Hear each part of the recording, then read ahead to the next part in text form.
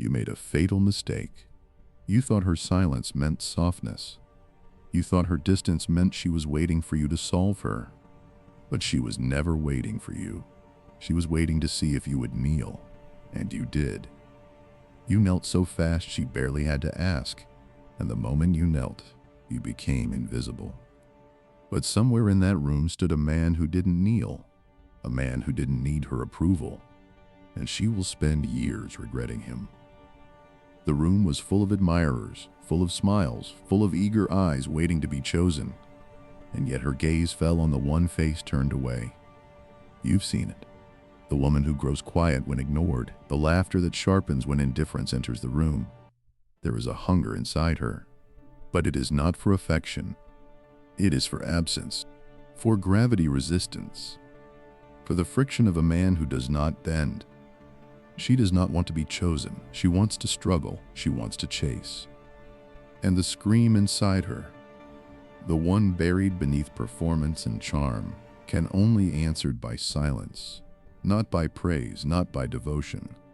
You stood there once, watching her, and you thought her quietness was softness. You thought her patience was purity. But you were wrong. It was calculation, the stillness of the hunter, not the saint. And when you reached for her with sincerity, she saw herself too clearly and hated you for it. You mistook her silence for invitation. You mistook her distance for mystery waiting to be solved. But she was never waiting for you to solve her. She was waiting to see if you would kneel. And here's the brutal law you must understand. She will only regret the man who needed her least. You believed kindness would unlock her. You were taught that affection earns affection, that the good man wins. But here's the brutal truth. Kindness without friction becomes invisible. It offers no challenge, no resistance, no tension. She does not respect what bends for her. She memorizes what walks away. You lifted her onto a pedestal carved from your own longing, and she looked down and saw not admiration, but submission. The man who kneels cannot possess her.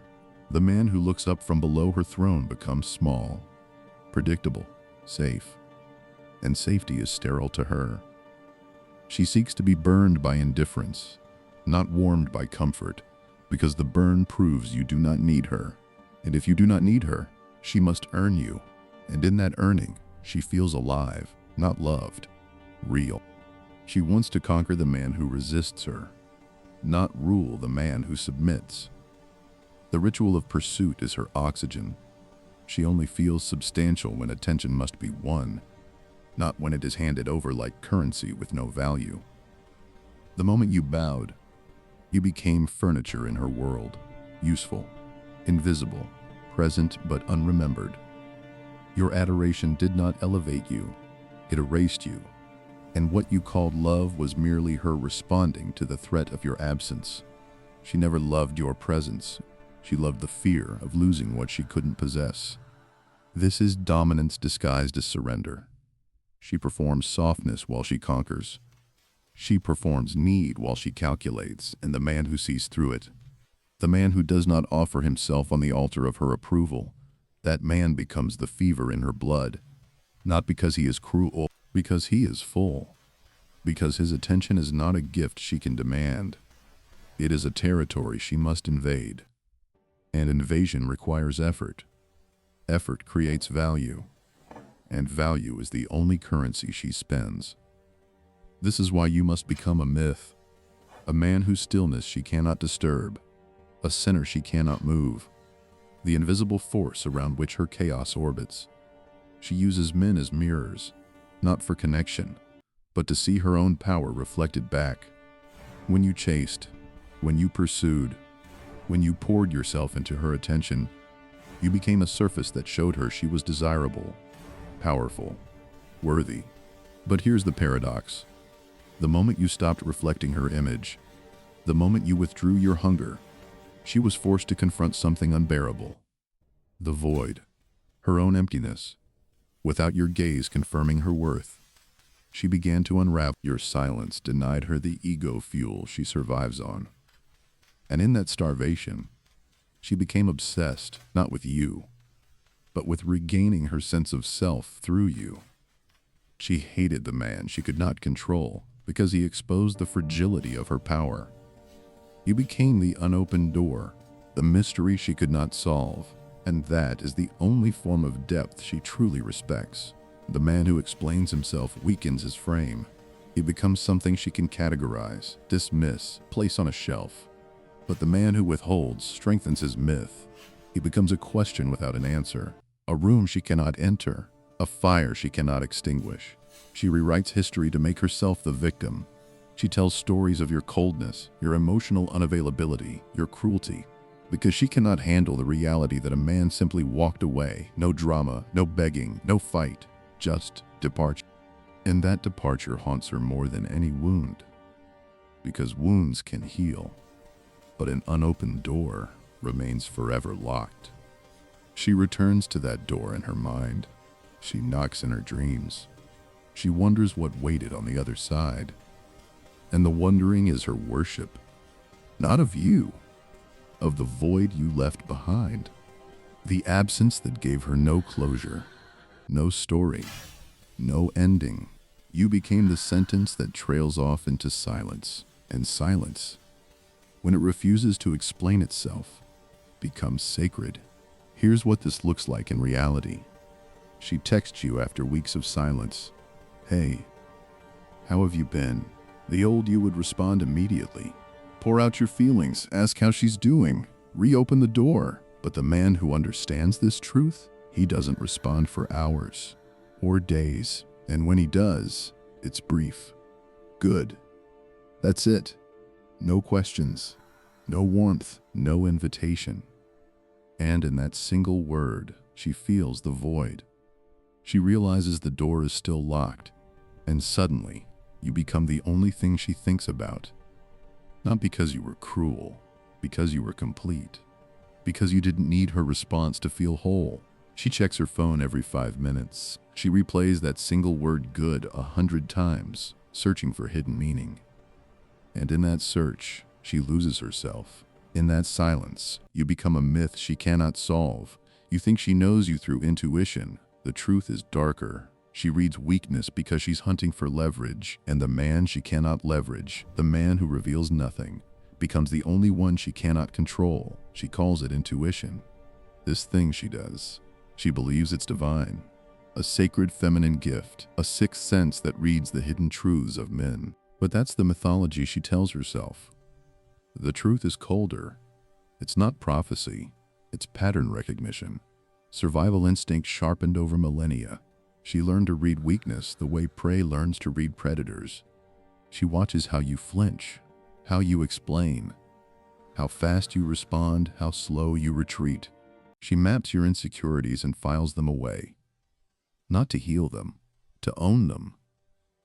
When you offered her vulnerability, when you opened your chest and showed her the wounds, you thought you were building intimacy. You were building leverage. Every touch is a probe, every confession, a weapon. She pushes you not to see if you will break, but to see if you will stand unmoved. The sovereign does not flinch. The man worth following does not collapse under the weight of her moods. She says she wants safety, but watch her biology. It pulls her toward the danger of a man she cannot predict, toward the uncertainty that keeps her blood moving. When you revealed everything, the hunt ended. She lost interest in a cage she already held the key to. The man who becomes a myth does so not by playing the game, but by refusing to enter it. And there is nothing more terrifying to her than a man who will not play, a man who watches the chessboard and walks away, a man who sees the tests and does not take them, not because he is weak, because he has already won something she will never understand. His own freedom, his own stillness, his own refusal to be measured by her approval.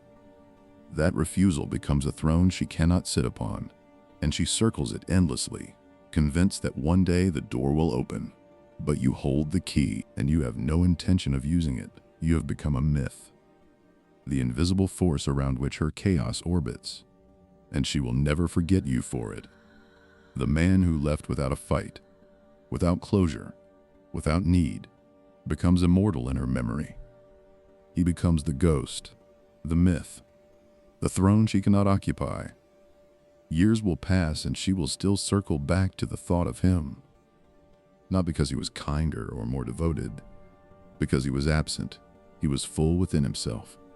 His validation was unnecessary because his cup was already complete. True power is not hurting her. It is being so whole that her approval adds nothing to you. Your lack of reaction becomes the stable point she orbits around in her chaos. And she realizes too late that the man she couldn't manipulate was the only one worthy of her surrender. She does not respect the man who stays for her. She respects the man who stays true to his own law. The man who walks away haunts her because he represents the freedom she killed in herself. She chose safety, chose control, chose the predictable path.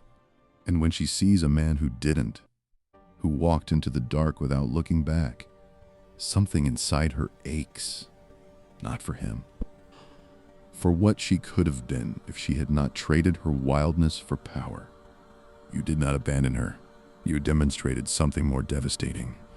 You demonstrated that a man could look at her fully, understand her completely, and choose himself anyway, not because she wasn't beautiful, not because she wasn't desirable, but because you valued your own wholeness more than her attention. That is the throne of thorns, and she will wear its marks for years. Let me tell you about the stages of her regret. First comes denial. She tells herself she didn't want you anyway, that you were too cold, too distant, too unavailable. She laughs about you with her friends. She performs indifference. But late at night, when no one is watching, she checks your profile. She looks for signs. She wonders. But denial only lasts so long. Then comes anger. She hates you for not fighting, for not begging, for walking away like she was nothing. She tells herself you never cared, that you were incapable of love. She paints you as the villain because it's easier than admitting you simply didn't need her. But anger is exhausting. It requires energy she doesn't have. Then comes bargaining. She starts to wonder what would have happened if she had been different, if she had been softer, if she had chased you instead. She replays conversations, looking for the moment she lost you. But she never finds it, because you were never hers to lose. Then comes obsession. She cannot stop thinking about you. Not because she loves you, because you are the question she cannot answer, the door she cannot open, the myth she cannot deconstruct. And finally, regret. Deep, permanent, unfading regret. The realization that she had something rare and threw it away because she didn't recognize what she was holding. She mistook your silence for weakness. She mistook your distance for coldness. And now she will spend years wondering what was behind that door. And through all these stages, you remain unmoved because you have already moved on. Here is the hard truth you must accept. You didn't lose a woman.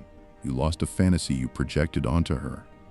You built her into a goddess from your own hunger, your own need to be seen, to be chosen, to be saved. But she was never a goddess. She was a woman playing a role you cast her in. And now you must destroy the pedestal. Acknowledge that you built it brick by brick with your own desperation. You made her sacred because you could not bear to see her as human, because seeing her clearly would mean seeing yourself, and that was too painful. Stop returning to the empty room of her memory. There is nothing there anymore, only echoes, only the ghost of a performance that ended long ago. You were not her partner, you were her proving ground. A test she passed by watching you fail, and your pain now comes not from her absence, but from refusing to accept that the role ended. You keep waiting for the next act, but the curtain fell. The lights dimmed, the theater closed. The decision before you is not whether to leave her, that has already happened. The decision is whether to stop abandoning yourself, whether to stop kneeling in rooms where no one sits on the throne, whether to stop worshiping absence and call it love. Sovereignty is not choosing whether to leave. Sovereignty is choosing whether to stop leaving yourself. Every time you replay her memory, you abandon the man you could become. Every time you wonder what went wrong, you kneel again. Every time you imagine her return, you build another altar to her ghost. And ghosts do not love. They only haunt those who refuse to bury them.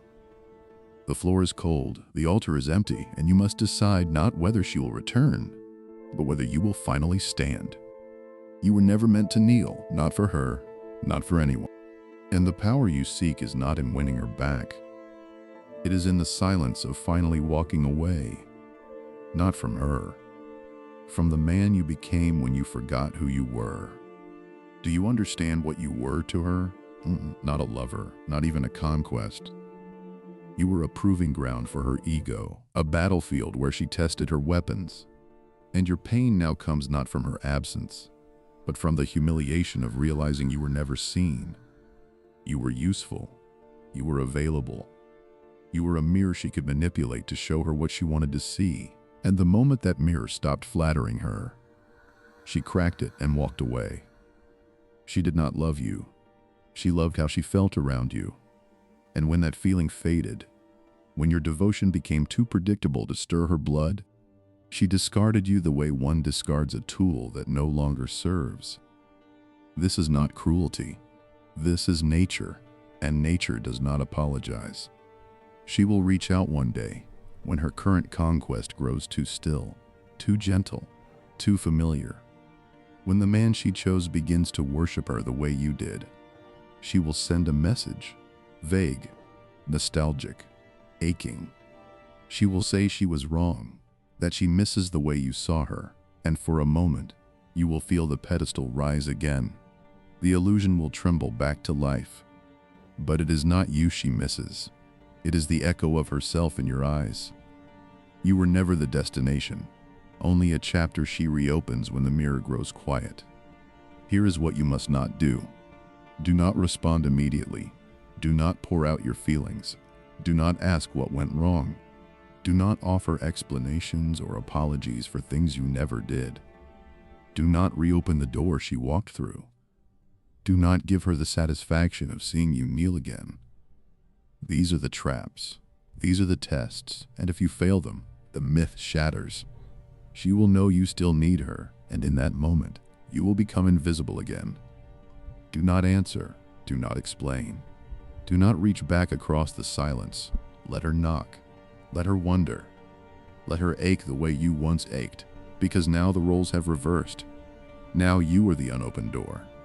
Now you are the myth she cannot solve. And that silence, that refusal to engage, will teach her more than any words ever could. It will teach her that you are not available for her performance anymore, that the altar she built in your name has crumbled, that the man she once controlled has become the myth she will orbit for years. She will remember you, not as a lover, as a failure, as the man she couldn't break, as the proof that her power was always borrowed, and that memory will haunt her more than any love ever could.